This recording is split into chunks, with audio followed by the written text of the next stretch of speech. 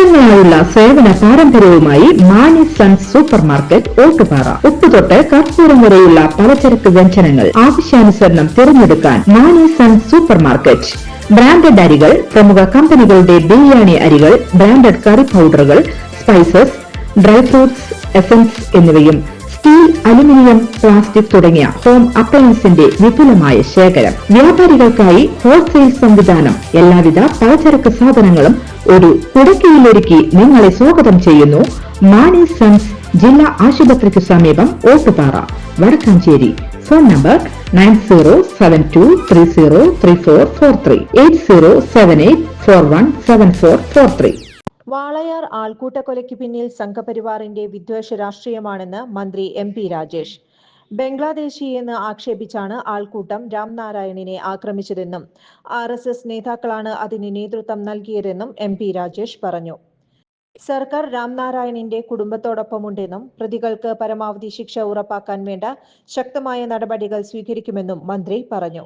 മാധ്യമങ്ങളോടായിരുന്നു അദ്ദേഹത്തിന്റെ പ്രതികരണം. തൊഴിൽ തേടിയെത്തിയ ആ യുവാവിനെ അറിയപ്പെടുന്ന RSS പ്രവർത്തകരടങ്ങിയ സംഘം വിചാരണ ചെയ്ത് ക്രൂരമായി ആക്രമിക്കുകയായിരുന്നു. ബംഗ്ലാദേശി എന്ന ചാപ്പകുത്തൽ വംശീയ വിദ്വേഷത്തിൽ നിന്നും വംശീയ രാഷ്ട്രീയത്തിൽ നിന്നും ഉണ്ടാകുന്നതാണ്. സംഘപരിവാർ രാജ്യമാകെ പടർത്തിക്കൊണ്ടിരിക്കുന്ന വർഗീയ വംശീയ വിഷത്തിന്റെ ഇരയാണ് രാംനാരായൺ. ആൾക്കൂട്ടക്കൊല എന്ന് മാത്രമാണ് മാധ്യമങ്ങൾ ഉൾപ്പെടെ ഇപ്പോഴും പറയുന്നത്. അതിന്റെ ഉത്തരവാദികളെ വ്യക്തമായിട്ടും മറച്ചുവെക്കുന്നത് എന്തിനാണ്?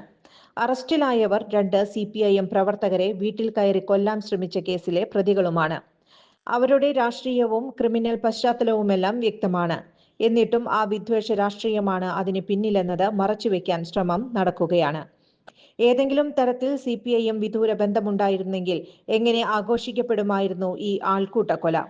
സംഘപരിവാർ നേതൃത്വത്തിന് നേരെ ഒരു ചോദ്യം പോലുമില്ല. ഇത് മറച്ചുവെക്കുക വഴി ഈ വിദ്വേഷ രാഷ്ട്രീയത്തിന് വളമിടുകയാണ് നാം ചെയ്യുന്നത്.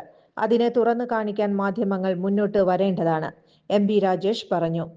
സർക്കാർ രാംനാരായണന്റെ കുടുംബത്തിനൊപ്പമുണ്ടെന്നും പ്രതികൾക്ക് പരമാവധി ശിക്ഷ ഉറപ്പാക്കുമെന്നും MP രാജേഷ് പറഞ്ഞു. 5 പേരെ അറസ്റ്റ് ചെയ്തു. ക്രൈംബ്രാഞ്ച് അന്വേഷണം ഏറ്റെടുത്തിട്ടുണ്ട്. ശക്തമായ നടപടികളുണ്ടാകും. ഒരു വിട്ടുവീഴ്ചയും ഉണ്ടാകില്ല. പ്രതികൾക്ക് പരമാവധി ശിക്ഷ ഉറപ്പാക്കാൻ പഴുതടച്ച നടപടിയുണ്ടാകും. മലയാളിയല്ലാത്ത ഏതൊരാളും ബംഗ്ലാദേശിയാണ് എന്നതാണ് RSS കേരളത്തിൽ നടത്തുന്ന പ്രചാരണം. അങ്ങനെ ചാപ്പകുത്തി അവരെ തല്ലിക്കൊല്ലുകയാണ്. ആടിനെ പട്ടിയാക്കി പേപ്പട്ടയാക്കി പിന്നെ തല്ലിക്കൊല്ലുക എന്ന സമീപനമാണ് സ്വീകരിക്കുന്നത്. ഉത്തരേന്ത്യയിൽ ആൾക്കൂട്ടക്കൊലകൾക്ക് RSS ആണ് നേതൃത്വം കൊടുക്കുന്നത്.